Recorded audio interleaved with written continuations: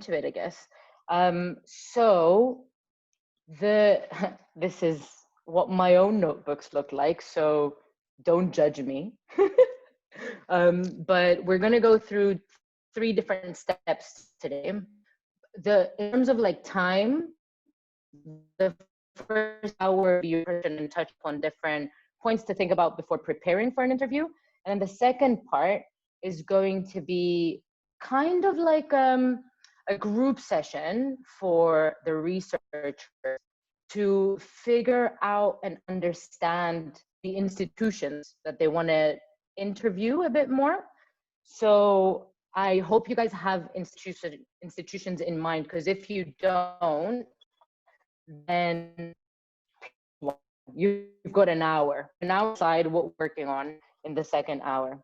Okay, so I divided it in 3 different levels. The first level is how do I show up? So things to do in preparation. The second level of the session today is like understand the system. So like decoding the complicated information that we try to like tap into. And then the third one is really just knowing what we have to work with and not try to reinvent the wheel again and again. Okay. So any kind in general, I do this small diagram and I'm like, okay, figure stick on the left is me before I do anything for it. And then figure stick on the right is me winning. What do I need to do to win? What does winning actually mean for me in interviewing with this specific person, institution, whatever the case this is? So if you guys haven't sat down to like think why you're part of the University of the Underground, the questions that keep on running through your head again and again, this is kind of like a chance for us to sit and write it down and have it as like an anchor to go back to all the time. So in order to help you to get that, I just wanted to show you a graph that was shown to me by an amazing political influencer from Wales. His name is Andy Middleton, and he owns a B Corp, which is the new fair trade, basically. It's actually legitimate corporations. Anyway, though, can you guys see my mouse? Nod if yes. Okay, great. So here is like rules and standards and all the things that we think we need to spend our whole life researching to understand in order to make some change.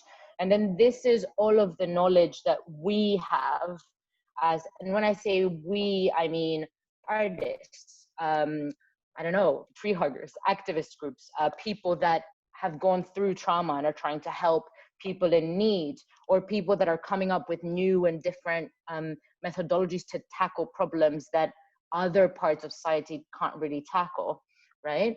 And then this is like the performance axis. So as we know, like lawyers and stuff take a long time to complete things, right? And bureaucracy takes forever, and that's why change takes a really long time to happen.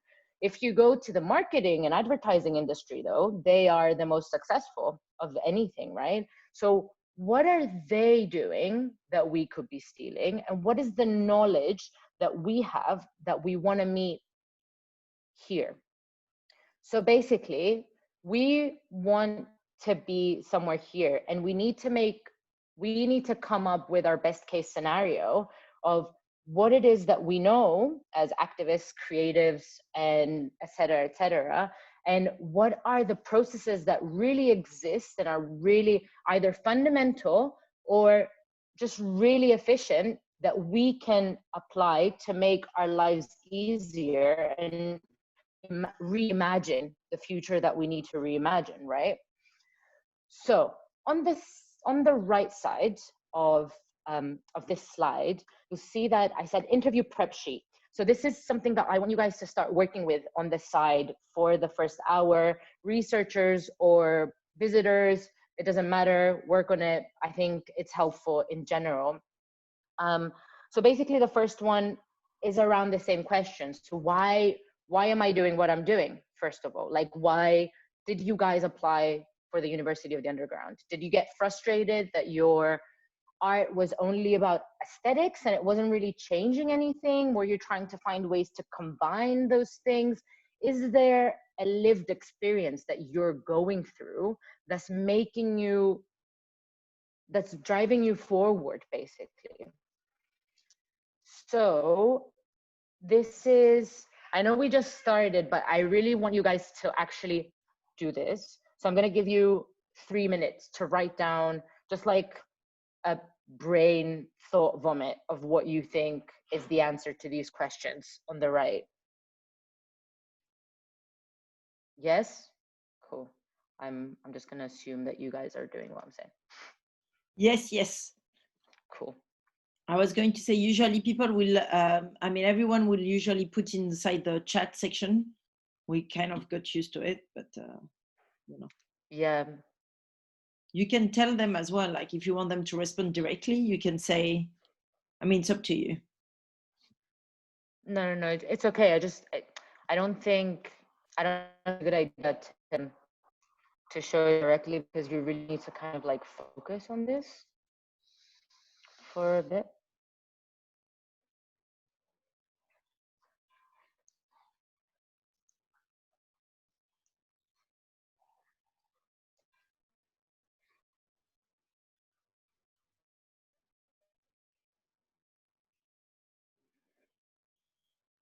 If you guys don't have any like inspiration to do this right now, the questions are here.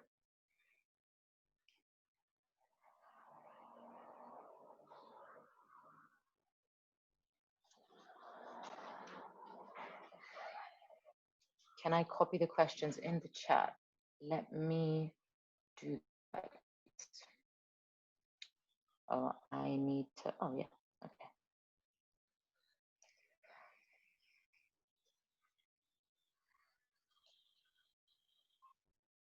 Right.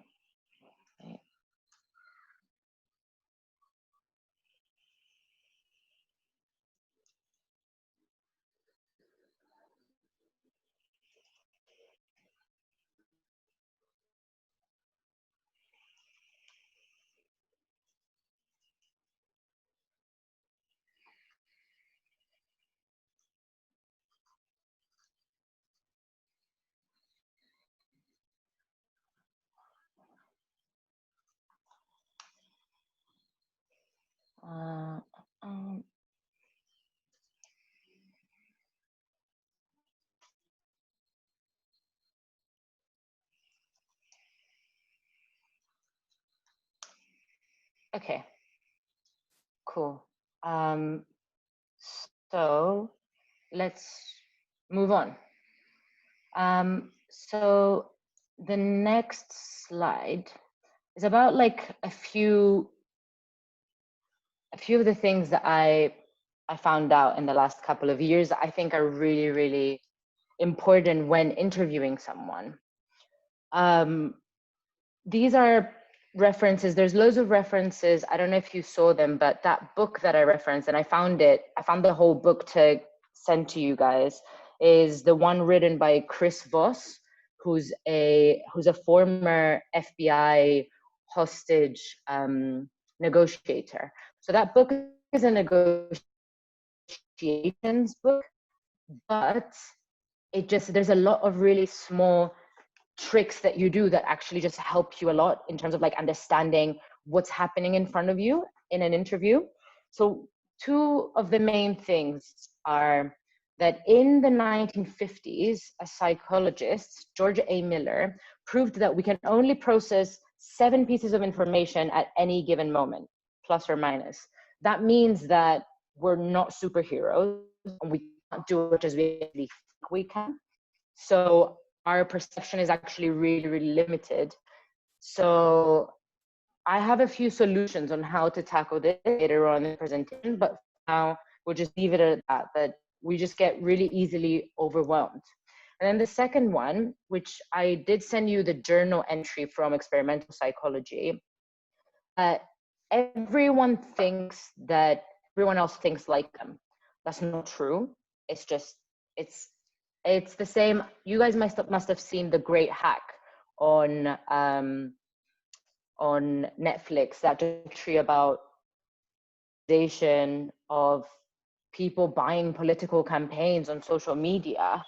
And basically it kind of proves that us thinking that people think different than us is really stressful for our brains because we can't really comprehend it. So it's easier for us to think that everyone just thinks the same as us.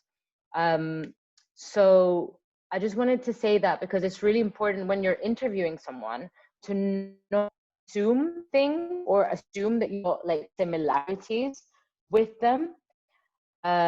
Because yeah, assumptions are the killers of curiosity basically and creativity sometimes. One person, the honor last year, her name is Ada Paris, and the one that came up with the term cyborg shamanism. Her, I would urge all of you to like have a look at her work because she is trying to talk with people, make workshops that allow us to change the framework that has been applied in technology that is universal, but doesn't really include a lot of people because it was generally made by white men in Silicon Valley. Maybe this is an assumption, but I'm just saying. So yeah, next. Okay. I love this. Avoid schizophrenia. So when you're interviewing someone, or like take the example of you're having a really heated political argument with a friend of yours, right? And they're saying something and you're like, oh my God, I need to stop them. I need to say something right now because I completely disagree. And they're still talking, trying to make their point. So that's one person talking. And then you start thinking in your mind the next argument that you're going to make. But by the time that they're finished, they're already somewhere else. So by the time that you're talking, you're actually saying the things that you're thinking about and then trying to make it seem like you're following with the end of their argument. And then they're thinking about what they're answering to you. Well, that's quite a schizophrenic state because there's four people having an argument rather than just you actively listening to what the other person is saying without thinking about your own argument. It's a bit confusing. It was a bit confusing for me to like completely understand at the beginning, but it kind of makes sense. And this is like a point for active listening in interviews. Not only do we process only like 5 to 9 pieces of information at any time, if we get distracted by what's happening in our own brain, then we're actually probably missing really details that could help us. And that's why like in negotiations or even in interviews, you never get a crew of one person.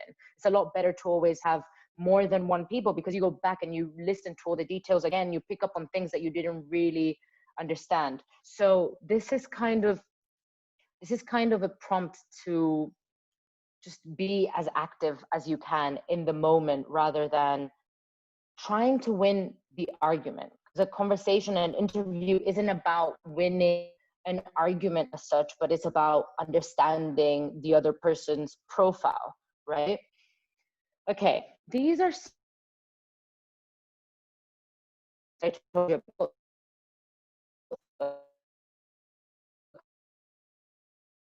never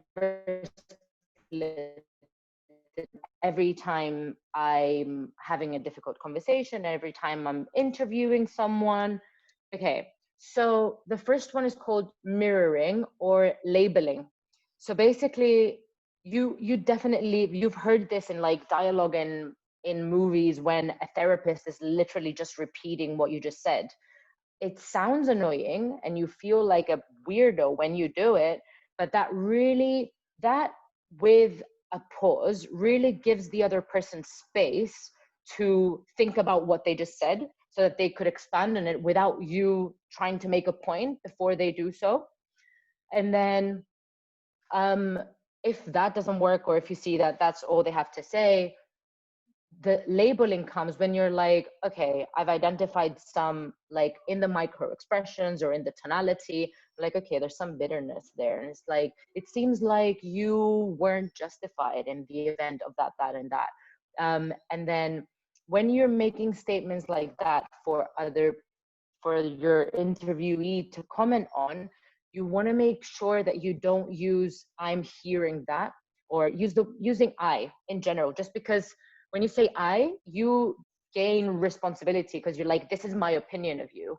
When you say "it seems like" or "it sounds like" or "it looks like," you don't get any of that reciprocated back to you. So you're staying in that neutral position of, I'm just an observer here.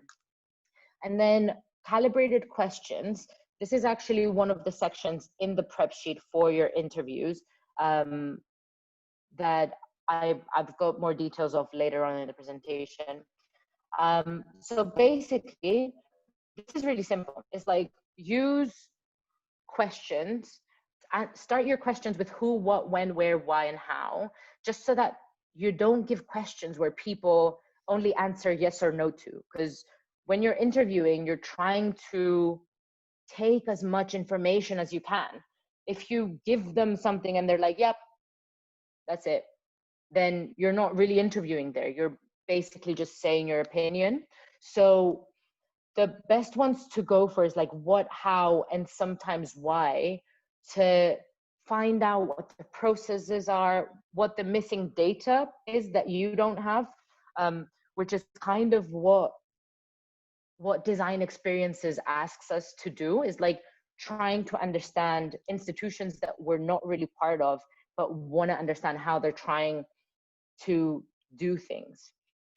And the final point is that you want to create safe spaces for the people that you're interviewing. Even if it's someone that you fundamentally disagree with, if you start getting really reactive with them, then they get defensive and they don't really want to share anything with you.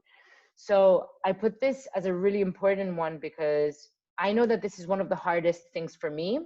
And I know that this is one of the things that we really had a lot of trouble with in New York, because we were all quite passionate about what we believed in and about asking the really intense questions straight where it hurts in the person that represents everything that's wrong in the institutions. But it turned out that at every single time you have to keep yourself at a neutral, just so that you are able to extract as much information as you can. Because as soon as you present yourself as an enemy, then the other person gets defensive, and no one likes to be in a defensive state. This is from one of our sessions in New York at Overthrow, and it was with one of the writers and producers of The Simpsons. It was mainly a session with Spider Pig, clearly. But one of the things that he said that really stayed in my mind up until now, and I always return back to it, is that people are driven by universal truths. And that's just true with any kind of scenario. Everyone has parents, everyone might have had a pet, everyone has a relationship with someone in school that made them, everyone has been othered at some point, everyone felt left out, everyone felt in the situation. So like, from a person who keeps on writing episodes for The Simpsons for his whole life, saying that that's the golden rule, I was like, okay, this is a lot simpler than what I thought it actually was. Because, you know, we like to overcomplicate things in our heads quite a lot. But yeah, so two things that apply for interviews in particular is that people want to feel safe and secure. So don't make them get into a defensive spot, because you really don't know them. You have to start building trust, because trust is granular, right? You have to like make sure that they want to have a conversation with you.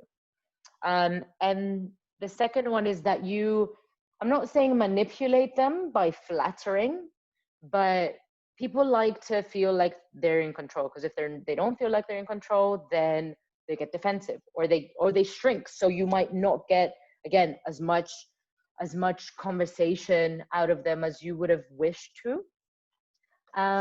Okay. And now I just wanted to share with you guys this specific documentary that I thought really taps into the universal truths. And if you haven't seen it, I think it's a three-part documentary, and it's on YouTube. It's all free on YouTube, and it was made by the environmentalist, activist, journalist, and photographer Jan Arthus Bernard, who is French. The one thing, so okay, I'll give you like a little bit of a description. What time is it? Okay, we're good. A description of this documentary is about. So this guy travels the whole world and meets people from not every, but a lot of races around the world, and he asks them questions around universal truths: love, hate, war, family, security, jobs, money. And it's just, I think it's really striking that the thread is so easy to continue no matter where in the world he was, just because everyone is driven by those feelings of belonging or not belonging, purpose or non-purpose. So I would definitely recommend you guys to watch this. In terms of critical thinking, this is a bit off topic, but I wanted to share it with you because I remember seeing a book on the making of this documentary when we were at the headquarters in the UN in New York last August. And I was like, oh my God, this is amazing. Yes, this is as much as a good documentary as I thought it was. And then just to like decode the film industry, because I've been trying to do that quite a lot lately, to see when I'm going to get the next funding to film my own documentary. I was like, okay, this was produced by two different organizations, two different foundations. That means they applied for funding, and, you know, world-renowned ecologist, they gave him the money. And then I looked deeper into it, and actually one of the foundations was founded by him. So I don't know, I felt like that was a bit of a moment for me, because I was like, okay, breaking the bubble, you're actually the one funding your own project, which kind of makes more sense, because funding is a bit hard.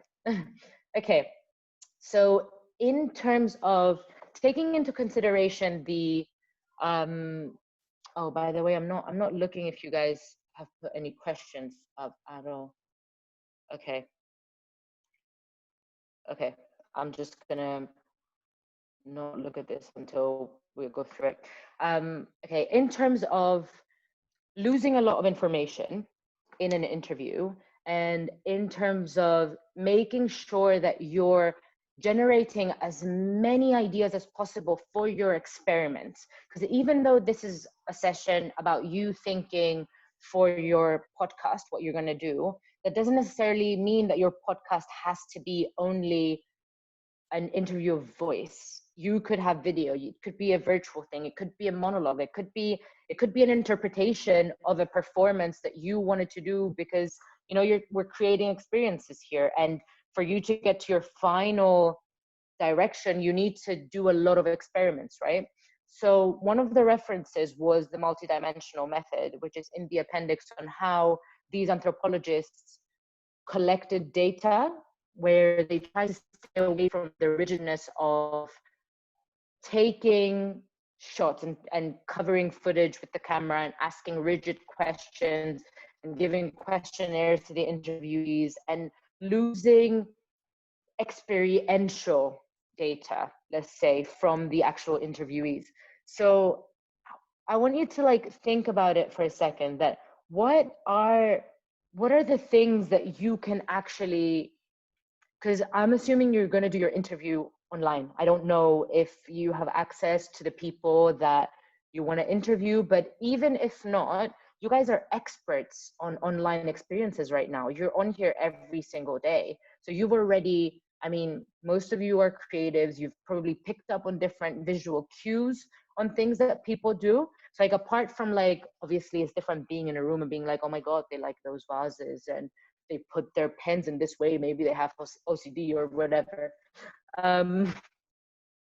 You have picked up on like different things that people might do. So like, I was trying to think about this, but obviously you guys have picked up on different things. So like, I don't know, is it like maybe sometimes if a person puts their camera angle in a specific way, could that signify something about them? Is that something that you might be able to think about? If they're thinking about the background of where they're setting up their lecture or workshop, is that something that gives some information about them? You know, so it's like, it's kind of really decoding everything that you see, because you don't get to experience the person, but you're still going to get some sort of like the tonality of the way that they speak from the questions that you're going to ask. You're going to see which ones are more difficult for them and whatnot. So I just want you to have this at the back of your head, that you want to make sure you're documenting this data, just because it might give you, this might even help you do another experiment of like, I don't know, the rhythm of in which someone speaks. Does that showcase that there's some kind of person, another kind of person?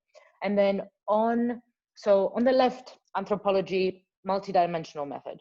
On the right, we have what project managers do in order to collect all the data they need to start a project.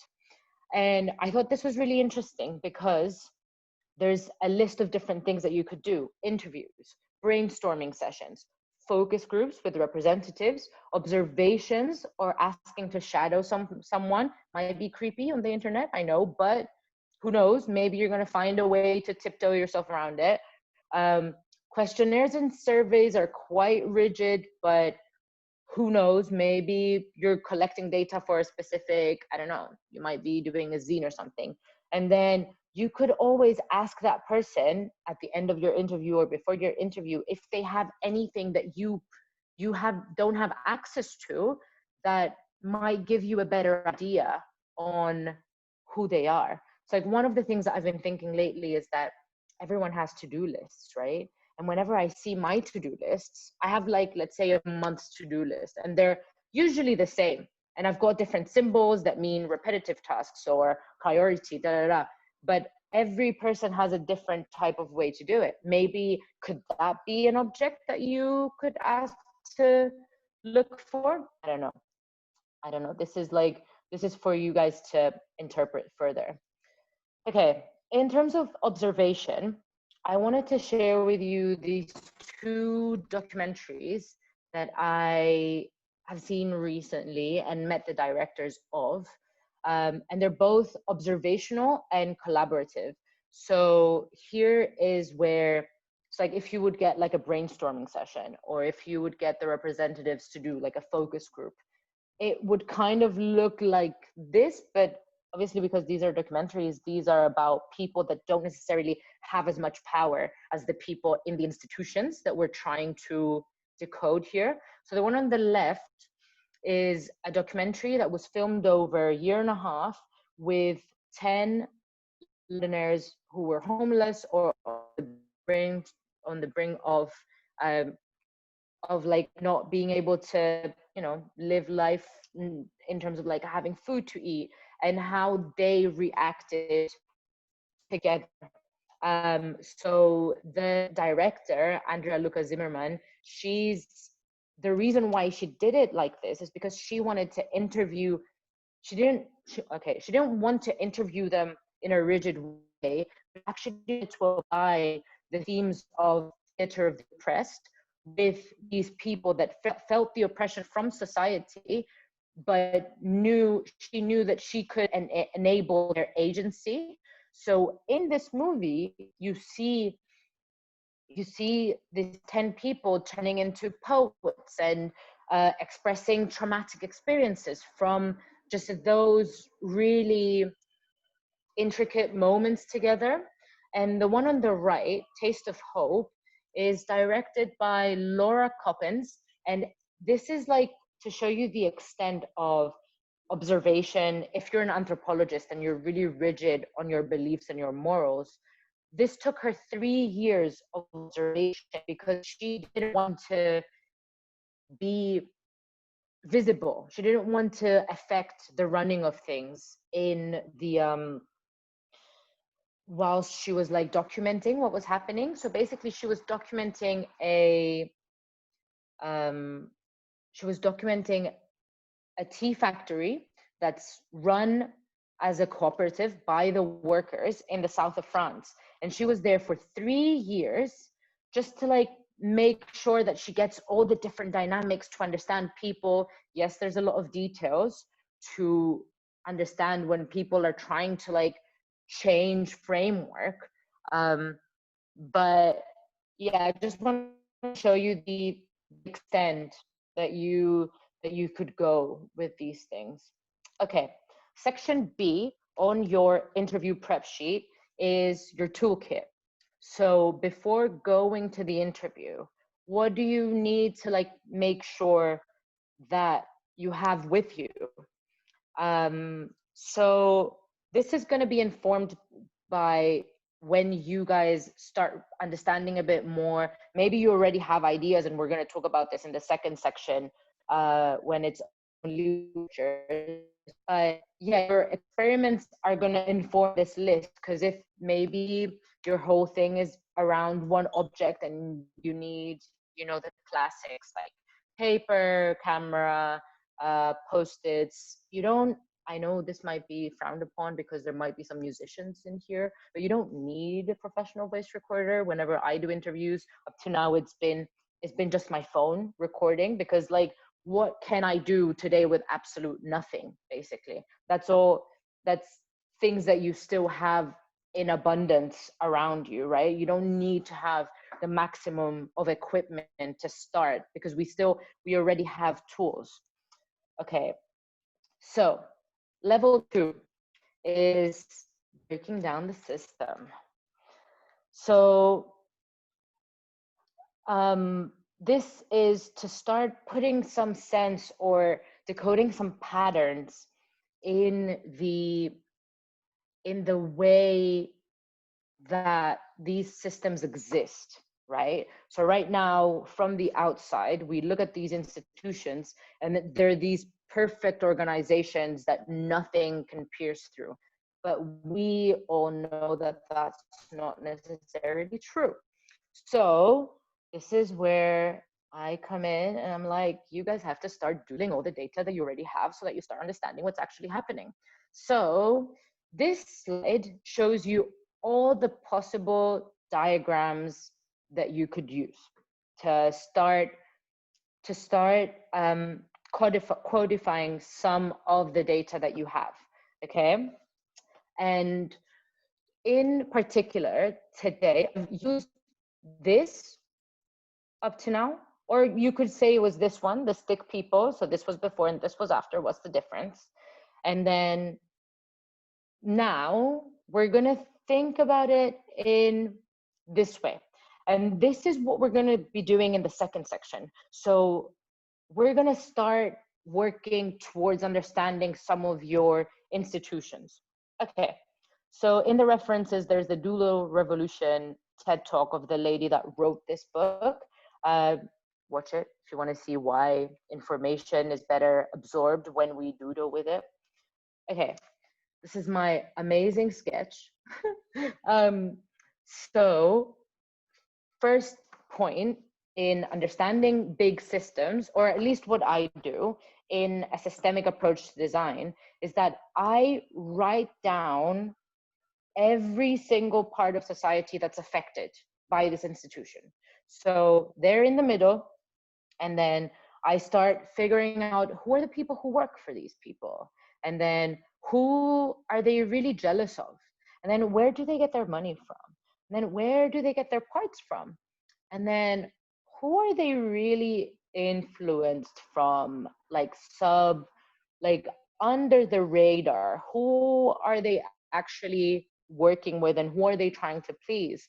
And then the biggest and most important one for us is who receives the other end of their service or their product, because it really depends. If you're talking about a commercial institution, so it's a corporation, then we're talking about a specific product that might be unethical. But if you're talking about like a governmental institution, then there's a lot more bureaucracy and a lot of different of these bubbles that need to take place. So this part is called identifying stakeholders.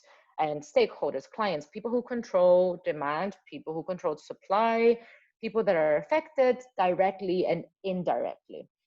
So the reason why we do this is that then as we develop in writing down this, the cosmos of this institution, we can then look closer. What an amazing diagram. We look closer to one specific, I don't know, relationship. So like institution, employees. Okay, which employee has the most power and which employee has the less power, but takes up all of the responsibility for everything that's going wrong. And then you start identifying even more zoomed in what's actually happening. And then now when you're zoomed in, you can actually start understanding the relationships between there. So some of the prompts that you can start using is expectations and interests. Like, who do I answer to if I work for this institution? And what does that person want from me? And what do I want from that person? And then who's the most influential, and who's the giver and who's the taker, and who gets the blame, and all of that. And the reason why we do this is because somewhere along these doodles, you decide that, okay, I see, this doesn't make sense. This relationship here sounds really oppressive, doesn't, not cool. And then you decide, okay, this is, as a designer of experiences, this is where I want to start focusing my interruptions on. This is where I'm experimenting on, okay? And, okay, so as I said, you're looking at an institution and you think it's this perfect image, but our job is to start making dents into that ideal of what it might be. So here is the part where once we've identified that relationship, we start reading all of the different questions that we might have for the institutions that maybe we're suspicious of them, or we don't really understand the process of, which all of this would be, it will be like an outline of what we're going to do our interview about, but also it gives us a better understanding of what we know and what we don't know. And some of the things, so yeah, this is section C. So in order to come up with the right questions, you have to write an overload of questions. So one A4 sheet of all the questions you might have. Because sometimes you might want to ask them what color their boxers are, but you know that's not the best one. You have to get it all out to get to the best ones. So I would really encourage you to do that, like filling up an A4 just to see which ones, an A4 only with questions to see which ones are the most important ones. And then preparing, when you're done with all the like brainstorming, then on your A4 sheet that you will have with you in the interview, which this might be a detail that I didn't give you guys, but these sections that we're working towards now, this is the sheet that you're going to have only with you at the interview to help guide you in terms of like, okay, I'm a bit stuck, let's look, what do I have here? So it's like, it's kind of like to help you keep the flow of your questions and things. So then you shrink it down to a couple of statements that you can give them so that they can comment, and things that you believe to see if they're right or not. Okay, let's go on. And I'm really sorry I'm not answering questions. It's just, I feel like it might be best to go through the whole thing and do a little bit of a Q&A at the end, and then focus on your research more specifically at the end. So like the last part is where we start listing the things that we're already capable of. So You know that little thing that when they used to tell us in art class when we were younger, the think outside the box? Well, I personally think that's really bad advice, because then you get overwhelmed by a lot of different things, and we know a lot of things right now. So you need your constraints to figure out what the parameters are of what you're trying to figure out.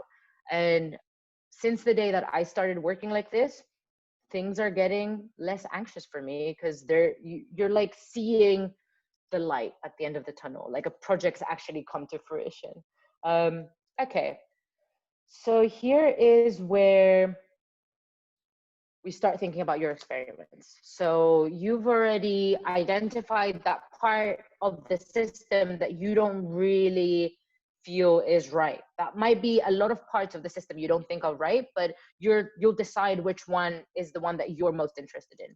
And then you're like, okay, I've got this, and then I need a list of all the things that I know I can do. So I'm a dancer, I move, I make music, I write, I'm a really good photographer. I'm an empath, so I can really speak to people and see what they feel and feel for them.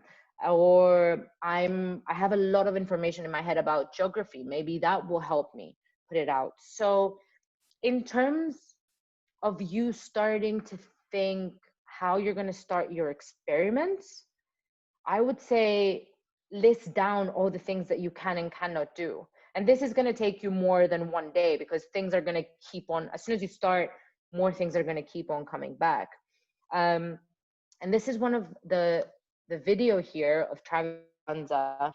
One of the things I've seen in lockdown that just takes advantage exactly of that. It's like, okay, he's a really good spokesperson. They are a really good spokesperson, sorry. And they're a poet, and they took advantage of the internet, and they took it to the maximum of making you feel exactly what they felt under this loneliness. I wanted to put this here because this really feels like an experiment, because it's within the experiments where you start finding out which things are most important. So it's not listed on YouTube. So if you type this, it won't come up. But if you go on my reference document that Adam sent you, you'll find a link to watch it. Okay, so this is section D. Start like brainstorming what your experiences could be. And now I just wanted to like give you a couple of examples of specific contexts, right? And I know this might be lame for some of you, because I know these are like really famous people, but I think that context is really interesting. And so there's some other things in the reference list that I gave you that it's just like is based on universal truths, or like the red table talk on the right. They're just a family, and it's 3 different generations discussing universal truths. And it might be popular culture, but it really resonates with a lot of people who watch it, because everyone has a relationship with their past or with the future of their own family. And I think it's really strong. And in the example on the left with Louis Theroux, well, let's just say that this is a person who completely knows what his superpower is. If you haven't seen an interview or a documentary by him, then please just watch one. It doesn't have to be a lengthy one, but he puts himself in the most extreme situations of society. So like the extremists, and he just asks them the most rational questions. It's like, why do you think that's right and that's wrong? And there's something about the way that he is that make people trust him. Probably there's an advantage for him because he's a white man as well, but it's okay. This is just one of his superpowers. And I wanted to share with you one of the projects that I've been working on, just to see like a bit of a lower level production value context that you can add on things. So I had identified in London, when living in London, that there was one specific thing that was really annoying me, that when I had to fill in official forms from the government, I had to tick the other ethnicity box. And that other, so bluntly, wasn't sitting well for me. So that was one. I wanted to interview other people that had to take other, okay? And the other context, that the other box that I set up for myself, is that it has to feel like home, because London doesn't feel like home to me, and it doesn't feel like it wants me to fit in. But there are so many people like me here. What is it? How do we take that and create home for us? So the context that I made is that I told them, I'm really sorry, but this interview has to happen. And without me, yeah, it led to breakfast, dinner, coffee, just me identifying all the different things, what makes up a home for someone. Again, multidimensional method of things. Okay, so I guess I wanted to, this is the slide where all the sections of the, the interview prep section.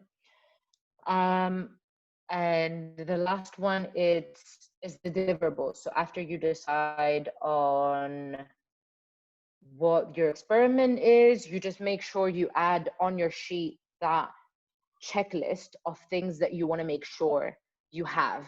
So there's, imagine like you finish your interview and you realize that you don't have an audio clip. That's something that you don't really want to happen. So you just want to make sure you have a brief checklist of, I have the minimum I can to produce my experiment after I turn off this recording with this person. Cool. So that was my presentation. This is the brief, but I'll show that later with people. And I guess we can do